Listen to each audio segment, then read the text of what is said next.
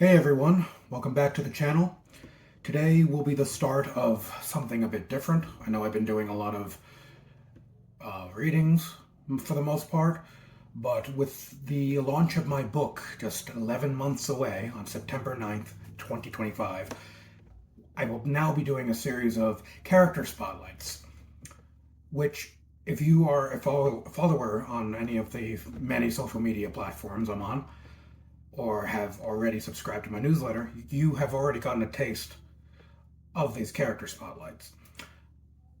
But for these YouTube videos, I'm going to do something a little different. I'm going to start by reading the written versions of these spotlights that the newsletters have already gotten. And then afterwards, I'm going to talk a little bit more freely about the characters. And with that in mind, let's get started. Here's Seth, the main character of The Monsters Among Us. Seth is a bipolar 26-year-old whose entire life, unbeknownst to him, is orchestrated by demons. After his beloved dies, Seth undergoes a demonic metamorphosis which causes the world's fictitious walls to crumble. From there, he's thrusted into a primordial quarrel of gods. Yet another life he never asked for, but one he must live through while learning to control his pain lest it destroys him and his newfound family. Fun fact, the name Seth is Hebrew, meaning anointed one, as well as being an alternate spelling of Set, the Egyptian god of chaos, turmoil, and storms.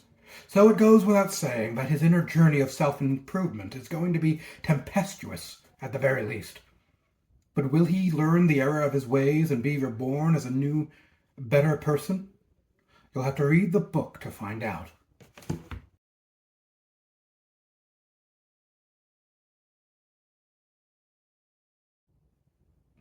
Okay, Seth. What can I say about Seth? Well, I suppose that we can't fully talk about him yet without giving a slight trigger warning, as we cannot talk about Seth without talking about neurodivergence, or, to use a term I don't agree with and do not like, mental illness. You see, mental illness, or with Seth's specific thing he deals with, bipolar disorder, these words imply that there's something broken about us, something inherently wrong. That's what disorder means, not right. That it implies that there's a norm that a person with these conditions does not follow, and then therefore they are bad. Now, I don't agree with any of these terms, for I subscribe to the notion that despite the struggles that come with neurodivergences, what also comes with them are beautiful gifts. And that is what Seth's journey is all about. Being treated like a monster and having to discover himself and redefine the values that are applied to his condition, to him as a person. Now, I understand that the modern era we live in is much kinder to neurodivergences than, say, 20 years ago when I was a child growing up. But they're mostly kind to anxiety, depression, ADHD, the ones that, and I'm not trying to slight anything, because these conditions all come with tremendous struggles, but these are the ones that are more widely known. They're seen in most people, and therefore they're being treated now as not a big deal. As, you know, in regards to, it's all right if you're anxious, if you're having trouble focusing, if you're depressed. We've all been there. That whole notion. And that is good that those conditions have been, adjusted to be seen that way. But the more, again, I'm not trying to compare, but the more serious conditions such as bipolar or borderline personality disorder or schizophrenia, any of the others. These are still largely viewed through a lens of fear. And I can tell you from personal experience that bipolar disorder, when found in a man, are especially viewed as fearsome, which is a thing that can really distort and damage a young mind growing up. And that is, in my own personal upbringing, is where I derived my inspiration for Seth as a character. You see, again, when I was growing up, vastly different time from now, I grew up feeling, or rather I grew up being treated as I was a lesser person, a subhuman.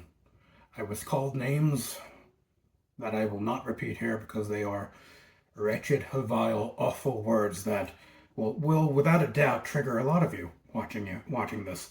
They're just bad words. And that's where I came up with the inspiration for Seth to be a character that up and through the first 26 years of his life, his entire upbringing was orchestrated by demonic influences. He was abused, he's hated, he's treated like a monster. And his story arc begins with him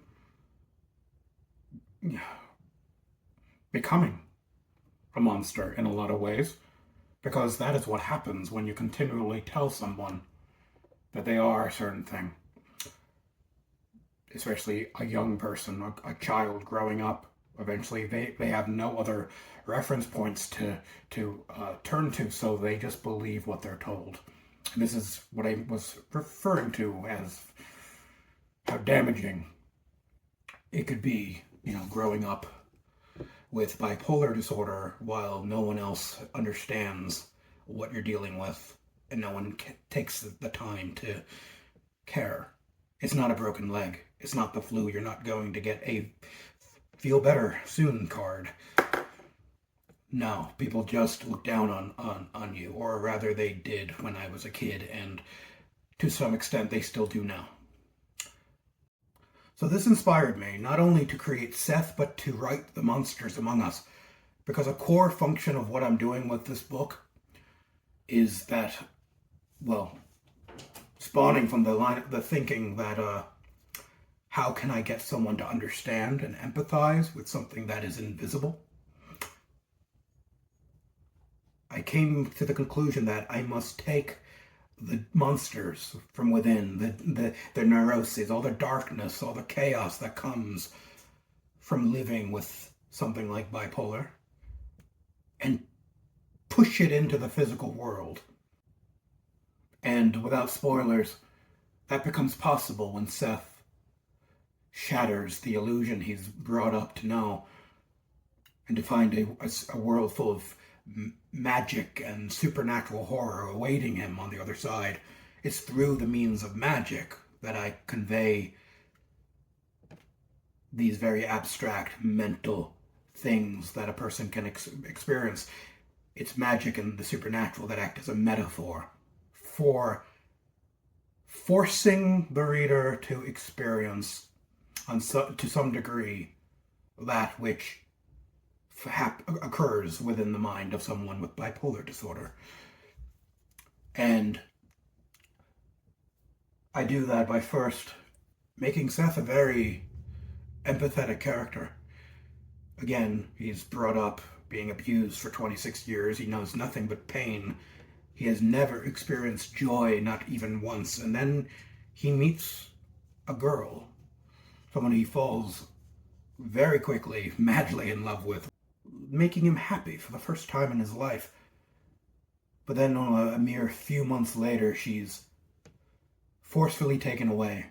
And he arrives in hell, desolate and alone and in horrid pain, because after 26 years he was finally happy, only for life to dangle it in front of him and then rip it away. And it's through his upbringing that I wish the audience to empathize with him, put themselves in his shoes, see things from his point of view, and eventually watch the consequences of the accumulation of pain he has experienced for his first 26 years of his life, and then watch him overcome it and try to better himself. If you can, you're going to have to read the book to find out. But that's Seth. I mean, there's a lot more to him, but I'm intentionally trying to entice while not touching upon many plot points because, well, I'm not going to spoil it for you. I would like you to read the book and find out for yourself. But I wanted to do these spotlights because I was told once that, more so than my query letters for this book, I enticed people about this book by simply talking about it and about the plot and its characters. And Seth is a very empathetic character. Immediately you latch on to his plight, his fears, his pains, his wanting for better things. And like all of us, what he wants most is to be loved. And he goes so long without it, only to have it taken away so soon after acquiring it. That would make any one of us a little bit self-destructive.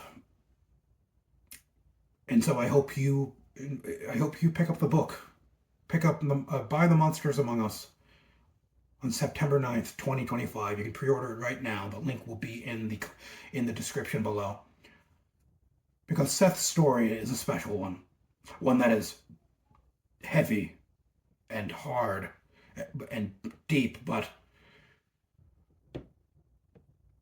it's all the things that we all collectively, we human beings experience on a daily basis. We've all been anxious, we've all been depressed, we've all been any number of things, and that's what I'm hoping most of all for this book. What I had in mind for the entire 6 years I was crafting it. I want to make those who don't understand.